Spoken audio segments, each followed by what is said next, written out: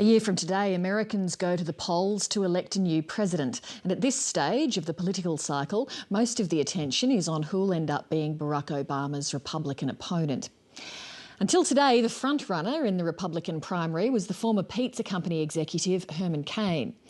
But a series of damaging sexual harassment allegations has become even more serious and now looks set to derail his campaign completely. North America correspondent Michael Brissenden reports. Herman Cain.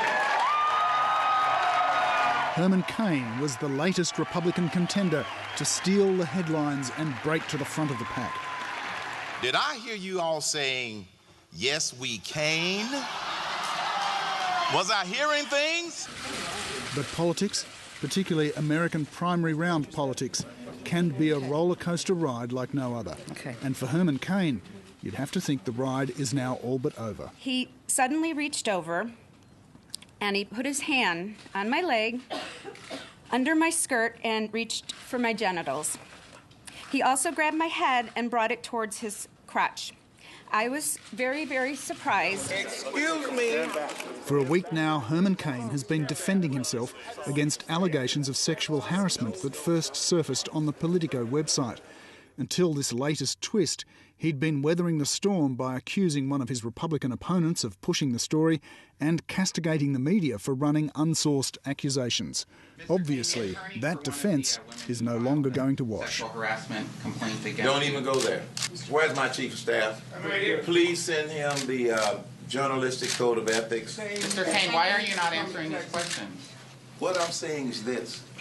We are getting back on message in the story. Until now, the Cain campaign had lived by the maxim, no publicity is bad publicity, enhanced by a creative, some might say unusual advertising strategy deliberately designed to attract internet hits and media coverage. There's the now infamous smoking man ad, and weirder still, this one. Rich Lowry here, Chief Economic Advisor for Herman Cain. Government must get off our backs, out of our pockets, and out of our way.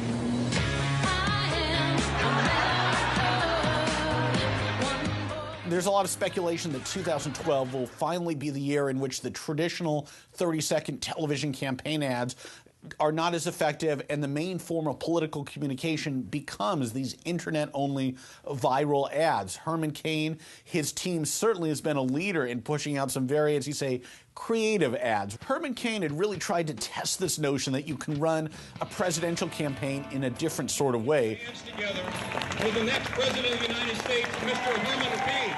But the former pizza company CEO had also brought a touch of fast food pop management philosophy to politics by condensing complex policy problems into palatable bite-sized solutions.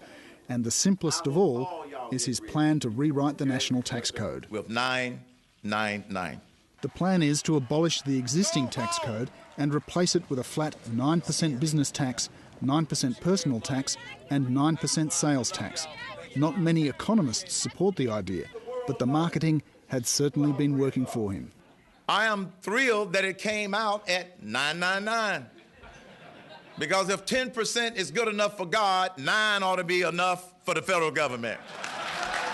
It is now hard to see how Herman Cain can survive this latest twist in the sexual harassment scandal. But even if he does, a simple tax plan and a few good one-liners probably won't be enough to see him through the primaries. And despite a struggling economy and record unemployment, marketing alone probably won't unseat Barack Obama in 2012.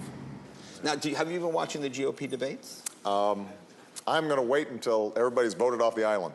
Really?